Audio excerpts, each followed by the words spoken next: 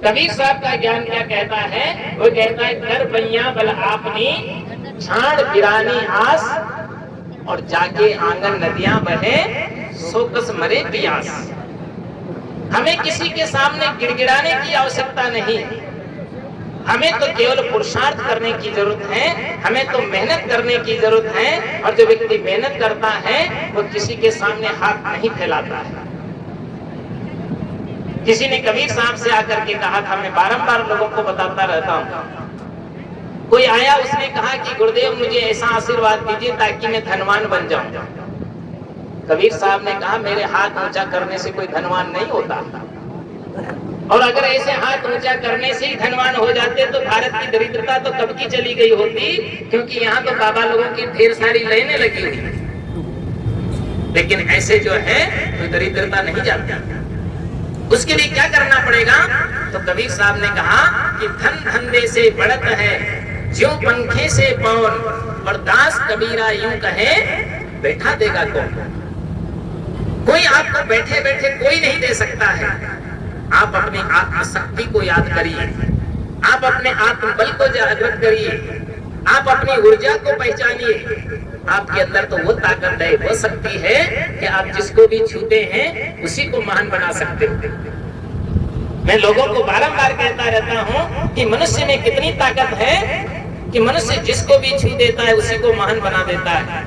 अगर वो लकड़ी को छू दे तो फर्नीचर तैयार कर देता है, अगर वो लोहे को छू दे तो ट्रेन बनाकर चला देता है, अगर वो इस्पात को छू दे तो प्लेन बनाकर उड़ा देता है, और एक अनगढ़ पत्थर को छू दे तो हनुमान बना के पूजा देता है, भगवान बना के भी पूजा देता है। लेकिन अगर मनुष्य की नीयत बदल जाए तो वो बेच करके भी सफा कर जाता है। और इसी का परिणाम है कि आज पूरी दुनिया के देवी देवताओं को ताले में बंद रहने का नंबर आ गया है। एक जगह मैं कथा करता था कहीं मंदिर पर, और जब कथा पूरी होती थी प्रसाद बढ़ जाता था तो जो है तो पुजारी जो है तो क्या करता था उसमें ताला लगा देता था। तो एक दिन पुजारी जी से मैंने कहा अरे पुजारी जी आप जो है तो मंदिर में ताला क्यों लगा देते हैं, क्या भगवान भग जाएगा? तो पुजारी भी बहुत गजब के आदमी थे, बड़े सच्चे दिल के थे। कोई पुजारी भी बहुत अच्छे होते हैं। आप जिस पुजारी को रखते हो, पुजारी एक तो ये याद रखिए कि वो सच्चा होना चाहिए, दूसरा अच्छा होना चाहिए, तीसरा नशा मुक्त होना चाहिए, चौथा ज्ञानवान होना चाहिए, पांचवा चरित्रनिष्ठ होना चाहिए, और छठा वो विवेकवान होना चाहिए, ताकि वो आपको और आपके बच्चों को अच्छे संस्कार, अच्छी प्रेरणा दे सके। ये मंदिर कोई पूजा के मात्र स्थल नहीं होते थे। हर गांव में मंदिर इसलिए बनाए जाते थे कि वो एक पाठशाला होती थी। लेकिन वो पाठशाला तो नहीं रह गई, और वहां जो है तो कहीं तो बैठ करके लोग ताश खेलते दिखाई देते हैं, कहीं लोग गांजा फूंकते दिखाई देते हैं, कहीं लोग आपस में विवाद और झगड़ा करते दिखाई देते हैं, कहीं वहां पर गलत कार्य होते नजर आ रहे हैं। तो इसका परिणाम क्या होता है? ये जीवन में गलत मैसेज उसका चला जा रहा है। एक जगह में जा रहा था प्रवचन करके गांव में, तो मंदिर पर बैठ करके लोग ताश खेल रहे थे। तो मेरा भी स्वभाव है, क्योंकि कबीर साहब ने कहा है कहे बिना मोह रहा न जाए। तो मैंने उनसे कहा, अरे आप लोग बहुत अच्छे आदमी हो, कितना सुंदर आपने मंदिर बना रखा है और आप इसमें बैठ करके ताश खेल रहे हो।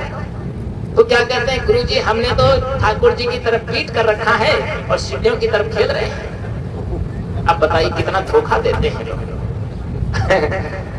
अरे जब भगवान तुम उसको मानते हो और उसको इतना भी पता नहीं कि सीढ़ियों की तरफ तुम, वो नहीं दिखाई देता उनको कि तुम क्या कर रहे हो। लोग मनुष्य को तो धोखा देते ही है, लेकिन इंसान को भी नहीं छोड़ते। जब भगवान को ही नहीं छोड़ते हैं तो इंसान को क्या छोड़ेंगे। एक जगह की बिल्कुल सच्ची घटना आपको बता देता हूँ। एक जगह मैं किराने की दुकान पर खड़ा था, एक पुजारी जी आ गए। पुजारी जी आए तो उन्होंने कहा घी दे दो। तो उन्होंने कहा कौन सा घी चाहिए?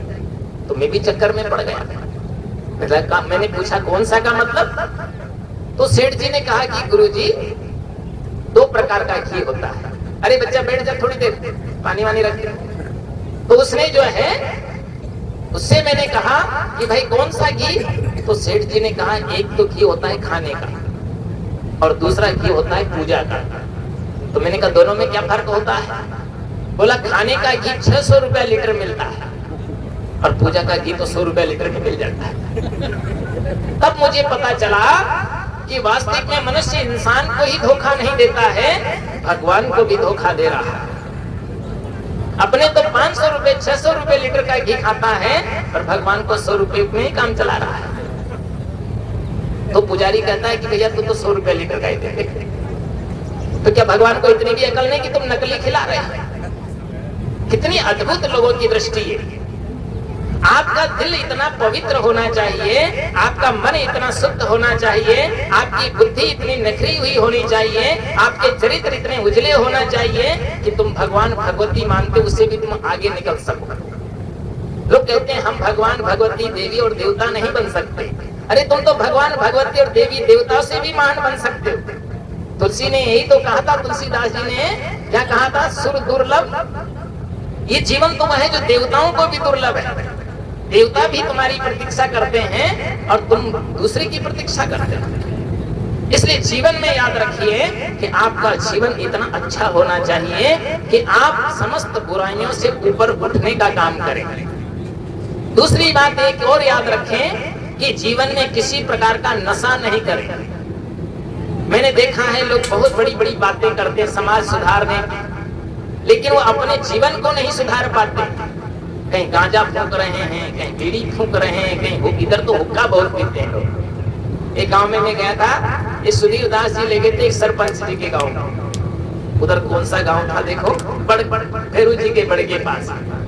तो वहाँ एक पटेल सरपंच थे, वहाँ ले गए। तो मैंने पूछा ये कौन है? बोला ये सरपंच जी है। उनकी बहू से पूछा, मैंने कहा ये क्या लगते हैं? बोला ये हमारे ससुर जी। मैंने कहा ससुर जी हैं? तो खटिया पे लेटे हुए थे। तो मैंने कहा चलो मिल लेते। उनसे जाकर के मैं मिला तो मैंने पूछा, मैंने कहा तो उन्होंने देखते हुए कहते हैं कि अरे उनके बेटों से कहा, बोला मुझे उतार के नीचे बिठा दो, गुरुजी को प्रणाम कर लेता हूँ। मैंने कहा आप तो वहीं से प्रणाम कर लीजिए, मैं यहीं से खुश हूँ। मैंने उसके बगल में देखा, मैंने कहा मैं ये आपके बगल में क्या रखा? तो बोला इस हुक्को कहे जो हुक्को। तो मैंने कहा इस हुक्के को जो है तो कब से पी रहे हो? कि बोला मैं जो है 8-9 वर्ष का था जब से हुक्का पीता हूँ और अभी 100 के कगार पर पहुंच गया हूँ। तो मैंने कहा अरे तुम पटेल हो और पटेल के ऊपर ये हुक्का कब से पटेल हो गया है? उस पटेल ने तुरंत उस हुक्का को उठाया और फेंक दिया। इसको कहते हैं पटेल। आदमी को याद जब आ जाए तभी वो अपनी जिंदगी को बदल दे, और नहीं तो जो है तो नहीं बदल पाता है, तो उससे कोई लाभ होने वाला नहीं। तो जिंदगी में ये बात याद रखिए कि बदलो अपनी चाल, ये जीवन जाने वाला है, और समझो अपना हाल, ज्ञान का पी लो प्याला है। हिंसा झूठ कपट अन्यायी नशा जहर को छोड़ो, दया क्षमा समता विवेक से हरदम नाता जोड़ो। करो सदा उपकार साथ में जाने वाला है, और समझो अपना हाल, ज्ञान का पी लो प्याला है। जिंदगी में ये बात याद रखिए कि हिंसा न करें, किसी प्राणियों को सताने का काम मत करिए। मन से, वचन से और कर्म से किसी को तकलीफ न दे। दूसरी बात है कि व्यक्ति को चोरी नहीं करना चाहिए। आजकल तो चोरियां, पहले तो आपने सुना होगा कि धन की चोरी होती थी, रुपए पैसे की चोरी होती थी। और आज ही मैंने अखबार में पढ़ा कल, तो क्या पढ़ा कि एक हॉस्पिटल में किसी महिला ने बच्चा दिया, उसके बच्चा पैदा हुआ और 3 दिन ही हुए थे और उस बच्चे को एक महिला चुरा के ले गई। 3 दिन में ही उस बच्चे को चुरा के ले गई। उसने जाकर के और फरियादी की, तो क्या ले, वो जो है तो नर्स की ड्रेस में आई और उसने जो बच्चा ले जाने लगी तो उसकी माँ ने कहा इसको कहाँ ले जाती है? बोला इसका चेकअप कराऊंगा। और नीचे ले गई और वहां से जो है उस बच्चे को गायब कर दिया। वो अभी तक मिला नहीं है, उसकी तलाश जारी है। बताइए, बच्चों के चोर भी जब समाज में पैदा होने लगे, आप लोग भी सावधान रहें। हॉस्पिटलों में बच्चे जिसके पैदा होने वाले हों, उन महिलाओं को, उन माताओं को उनके पास में एक ही बॉडीगार्ड रखना पड़ेगा, है ना? नहीं तो बच्चे ही उठा कर ले जाने लगे। तो जिंदगी में ये बात याद रखिए कि ऐसा करते नहीं करिए, चोरी का काम मत करिए, है ना। न चोरी करना है, न चोरी करना है, न छीना झपटी करना है, न लूट खसोट करना है, न हैवान बनना है, न शैतान बनना है। तो फिर हमें क्या बनना है? इंसान। हमें तो इंसान बनना है। लेकिन दुर्भाग्य ये है कि हम हिंदू घर में जन्मे, हिंदू कहलाए, हम मुस्लिम घर में जन्मे, मुस्लिम कहलाए, हम सिख ईसाई के घर में जन्मे, सिख ईसाई कहलाए, लेकिन मनुष्य के घर में जन्मे, लेकिन मनुष्य नहीं कहलाए। सच्ची बात तो यह है कि हम मनुष्य हैं मूल में, और हमारे अंदर मनुष्यता आनी चाहिए। और जब मनुष्यता आपके जीवन में आ जाएगी तो आपके जीवन का उद्धार हो जाएगा। लेकिन खुद भी अपने मनुष्य बनिए और अपने बच्चों को भी अच्छे संस्कार दीजिए। पहले आप अच्छा बन जाएंगे तो आपके बच्चे तो वही आपकी नकल करेंगे। फिर वो ज्यादा अकल नहीं लगाते बच्चे, वो आपकी नकल में उतर पड़ते हैं। कैसे पढ़ते हैं? एक बार किसी जो है तो एक छोटा सा बच्चा था, तो उसकी साइकिल थी और साइकिल लेकर के बच्चा जा रहा था, तो साइकिल में आवाज आ रही थी, चेन में खर खर खर, है ना। साइकिल से आवाज क्या आ रही थी? खर खर की आवाज आ रही थी। तो बच्चा साइकिल को अपने दादाजी के पास लाया और दादाजी से कहता है, बोला दादाजी दादाजी, बोला बताओ बच्चा, बोला ये मेरी साइकिल जो है तो आवाज कर रही है, खर खर कर रही है। अरे कहा बेटा इसका इलाज मैं अभी कर देता हूँ। उसने मशीन की कुप्पी लाया और उसमें जो थोड़ा सा तेल चुआ दिया, इसमें उस चेन में डाला तो आवाज बंद हो गई। बड़ा खुश हो गया बच्चा, साइकिल भी तेज दौड़ने लगी। संजोग ऐसा हुआ दूसरे दिन उसके दादाजी सो रहे थे। दूसरे दिन उसके दादाजी सो रहे थे, तो आपको पता है कोई जब सोते हैं तो खर खर करते हैं, गले से घंटी बजती रहती, नाक से खुर खुर कर रहे थे। वो बच्चा ने जो है सुना कि आज तो दादाजी भी खर खर कर रहे कल तो साइकिल खर खर कर रही थी, तो दादाजी ने कहा था कि इसमें तेल डाल दो बेटा, तो खर खर कर गया। तो दादाजी भी खर खर कर रहे हैं, तो वो लाया मशीन की कुप्पी उठा करके और दादाजी की नाक में चुआ दिया। फिर दिन दादाजी की नींद टूट गई, खर खर बंद हो गया। अब तो कहने का मतलब यह है, दादाजी ने कहा कि अरे बेटा तेने गजब कर दिया, मेरी नाक में तेल के बूंदे चुआ दी। बोला मैंने थोड़ी चुआई थी, तो पहले आपने ही तो चुआने का तरीका बताया था। जब मैंने विचार किया, जब साइकिल की खर खर मिट सकती है तो दादाजी की खर खर क्यों नहीं मिट सकती? तो जिंदगी में याद रखिए, आप वही बच्चों को बताएं, वही अपना पार्ट करें, वही अच्छा जीवन के प्रेरणा स्रोत बन जाएं, ताकि आपके बच्चे अच्छे बन जाएं, आपके बच्चे सच्चे बन जाएं, आपके बच्चे का भाग्य उज्जवल हो जाए और आपका बच्चे महान बन जाएं। इसके लिए उनको अच्छा शिक्षित करिए, उनको अच्छा विकसित करिए। और बच्चों को जो है, एक कई महिला मेरे पास आती है अपने बच्चों को लेकर, तो कहती है गुरुजी हमारा बच्चा का मन पढ़ने में नहीं लगता है। मैंने कहा क्यों? तो कहती है कि बोला हमारा बच्चा का मन पढ़ने में नहीं लगता है। तो मैंने कहा क्यों नहीं लगता है? तो मैंने कहा इसको क्या खिलाती पिलाती नहीं हो? तो बोला खिलाती तो हूँ। मैंने कहा क्या खिलाती हो? तो वहाँ नेपाल की घटना है, एक स्त्री अपने बच्चे को मेरे पास लाई काठमांडू में। उसने मैंने से कहा गुरुजी इसको आशीर्वाद दीजिए ताकि मेरा बेटा स्वस्थ मस्त रहे। तो मैंने कहा भाई तुम इसको क्या खिलाती हो स्वस्थ मस्त रखने के लिए? तो क्या कहती कि मैं 2 अंडे रोज खिलाती हूँ। मैंने कहा तुम ठहरे रखो, तुम तो 2 अंडे रोज खिलाती हो, लेकिन यही बेटा तुम्हारा जब जवान हो जाएगा, युवा हो जाएगा, तो जो है तो आज तुम तो 2 अंडे खिला रही हो, लेकिन 2 डंडे तुम्हारी खोपड़ी में वो रोज जमाएगा।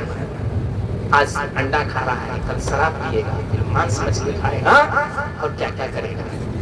कितना अद्भुत है। बच्चों को आप विकसित करना चाहते हैं, बच्चों को शिक्षित करने के लिए, और उनकी बुद्धि कब काम करेगी कि आप बच्चों को अच्छी चीजें दें।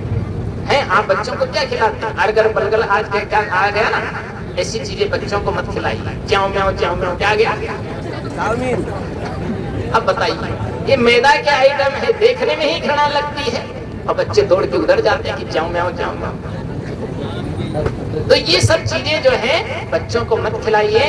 हमारे यहाँ तो वैसे लोग हुए हैं, कृष्ण क्या खाते थे? मक्खन। बोलो ना, क्या खाते थे? मक्खन। मक्खन खाते थे। और मक्खन खाते थे तो उनके सामने किसी के टिकने की उम्मीद नहीं रहती, है ना। अब हनुमान जी क्या खाते थे?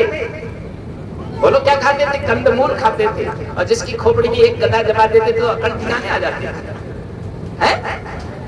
जिंदगी में याद रखिए, आप भी अपने बच्चे को मक्खन मिश्री खिलाइए और उन बच्चों को क्या करिए, उनको जो है तो आप 50-100 ग्राम बादाम लाइए, 100 ग्राम जो है तो सौंफ लाइए और 100 ग्राम जो है तो मिश्री लाइए और तीनों को पीस लीजिए और पीस करके उसको पाउडर बना लीजिए और पाउडर बना करके उसको कांच के बोतल में रख लीजिए, कांच के किसी पात्र में रख लीजिए और 1 चम्मच रोज बच्चे को सवेरे और 1 चम्मच शाम को खिला करके और बढ़िया गाय का ताजा ताजा दूध पिलाइए। देखो आपका बच्चा का दिमाग तो हाई फाई हो जाएगा। कितना बढ़िया काम है। इसलिए जीवन में ये बात याद रखना है आप लोगों को कि आप अपने बच्चों को बुद्धिमान बनाना चाहते हो तो उनको अच्छी चीज खिलाइए, संतरा खिलाइए, सेब खिलाइए, उनको जो तो केला खिलाइए। और जिसके बच्चे ज्यादा दुबले पतले हो तो 2 केला दूध में मिला करके और 1 चम्मच घी डाल करके उसको रोज खिलाइए तो आपका बच्चा जो है बुलंद हो जाएगा। और जो बहुत मोटे ताजे हो गए हैं वो सोचते हैं कि अब चला नहीं जा रहा है तो उसको जो तो खुराक कम कर दीजिए उसकी, है ना। उसको जो है तो सूखी रोटी खिलाइए, बेसन की रोटी खिलाइए तो उसकी सारी चर्बी को सोख लेगा।